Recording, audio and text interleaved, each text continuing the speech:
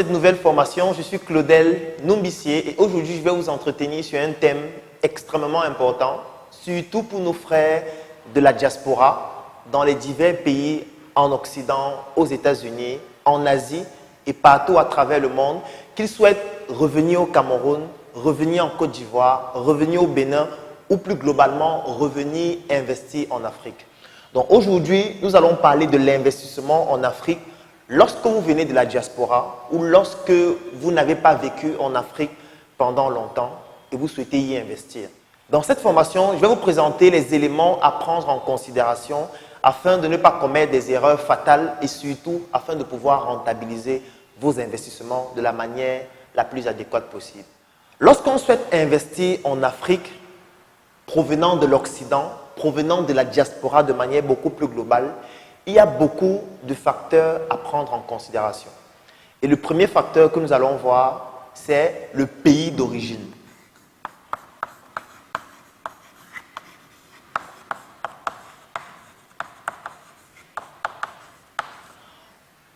En général, lorsqu'on est Camerounais et qu'on quitte le Cameroun pour aller par exemple en France et qu'on y travaille ou qu'on y étudie pendant plusieurs années, lorsqu'on souhaite investir, principalement, le pays qu'on a directement en tête, c'est le Cameroun. C'est la même réflexion qu'un Béninois va avoir, il va vouloir directement investir au Bénin. C'est la même réflexion qu'un Ivoirien va avoir lorsqu'il va quitter la Côte d'Ivoire. En voulant investir en Afrique, le premier pays auquel il va penser, ce sera la Côte d'Ivoire et ainsi de suite. Mais la question qu'il faut se poser, c'est est-ce que mon pays d'origine, c'est le pays le plus pertinent et le plus rentable pour l'investissement que je souhaite faire en Afrique? Parce que ce qu'il faut savoir, c'est que quand vous êtes en Occident, quand vous êtes au niveau de la diaspora et que vous souhaitez investir en Afrique, si on prend la comparaison avec les autres ressortissants ou alors les autres races, s'il faut être beaucoup plus exact, par exemple un Français qui vit en France et qui veut investir en Afrique, en fait lui, tout ce qu'il va faire, c'est de regarder dans quel pays africain j'ai plus d'opportunités et dans quel pays africain l'aspect juridique, l'aspect entrepreneurial, l'environnement et l'écosystème est plus propice pour que je puisse réussir en entrepreneuriat. Ça, c'est la réflexion que lui, il aura. Lui n'a pas cette tare que nous avons, à savoir que nous venons d'un pays qui est le Cameroun, qui est le Bénin, qui est le Tchad, qui est le Congo, ainsi de suite. C'est la raison pour laquelle j'aime toujours employer l'expression « le Cameroun, c'est notre quartier ». Le Bénin, c'est notre quartier. Le Tchad, c'est notre quartier. La Côte d'Ivoire, c'est notre quartier. Le Burkina Faso, c'est notre quartier. Le Congo, c'est notre quartier. Parce qu'en réalité, notre réel pays, c'est l'Afrique.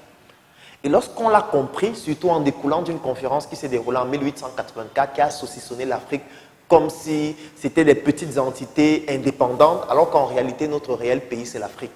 Lorsqu'on conçoit l'Afrique comme étant notre pays, ça devient beaucoup plus facile d'être un Ivoirien, de quitter la Côte d'Ivoire, d'aller aux États-Unis, travailler pendant 10 ans et rentrer investir au Bénin, ou alors rentrer investir au Congo, ou alors rentrer investir au Cameroun. Pourquoi? Parce qu'on a analysé l'Afrique qui est notre pays et on s'est rendu compte que c'est au Cameroun, c'est au Bénin, c'est au Togo qu'il sera beaucoup plus rentable pour moi, où l'écosystème est beaucoup plus approprié afin que l'investissement que je souhaite faire puisse être beaucoup plus efficace et que je puisse développer ou plutôt contribuer au développement économique de mon pays de la manière la plus efficiente possible. Et c'est donc la raison pour laquelle le premier aspect à prendre en considération, c'est le pays d'origine. Ce n'est pas parce que vous êtes Camerounais que forcément en souhaitant investir en Afrique, vous allez seulement investir au Cameroun. La première question que vous devez vous poser, c'est quel est le pays dans lequel j'ai plus d'opportunités? Quel est le pays dans lequel le projet que je souhaite initier, la population cible est la plus importante? Quel est le pays dans lequel la législation est la plus intéressante pour que je puisse m'implanter? Il y a un autre élément qui est très important, c'est que dans votre pays d'origine, il y a une tare que vous avez, c'est que vous avez déjà des acquis. Vous avez déjà votre famille, vous avez vos amis. Et la plupart des fois, lorsqu'on quitte l'Occident pour venir en Afrique, les personnes qui restent en Afrique, qui ont un cerveau 1.0 et qui ne comprennent pas que le monde a changé, se disent toujours que vous quittez du paradis pour venir en enfer. Et déjà ne comprennent pas pourquoi est-ce que vous rentrez en Afrique.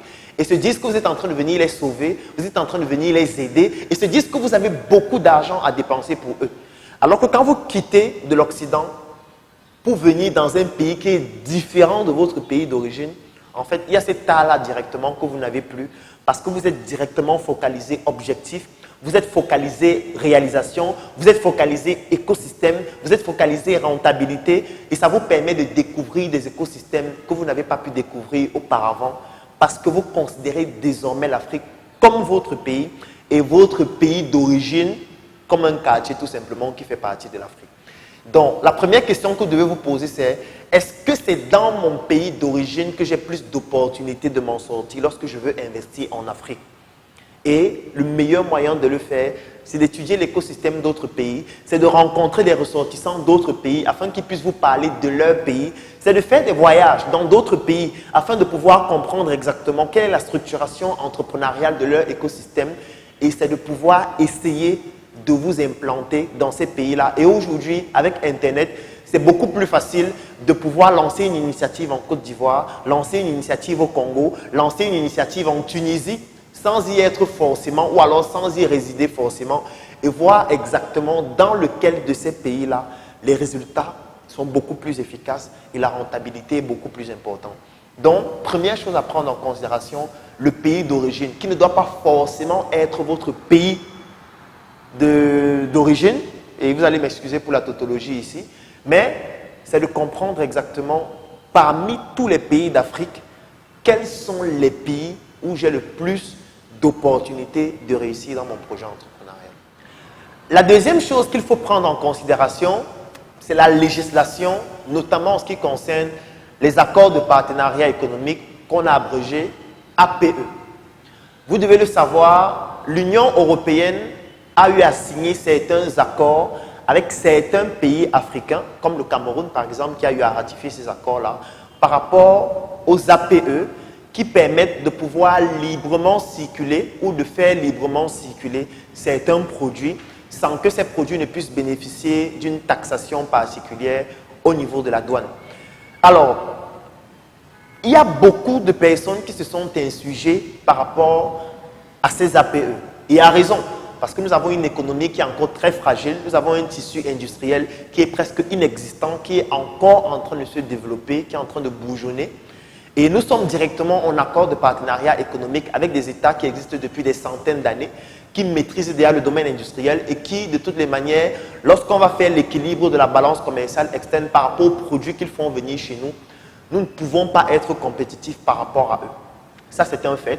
Et je ne pourrais pas remettre en question le fait que certaines personnes s'insurgent contre les pays qui ont eu à ratifier ces accords-là, surtout que c'était une ratification indépendante. Ça veut dire que les États africains ne se sont pas concertés afin de pouvoir tous valider ou alors tous invalider. C'était une démarche qui était plutôt individuelle, où il y a certains pays, comme le Cameroun, qui ont eu à ratifier ces accords-là, alors qu'il y a d'autres pays qui hésitent encore, qui se disent que nous ne sommes pas encore prêts par rapport à cela.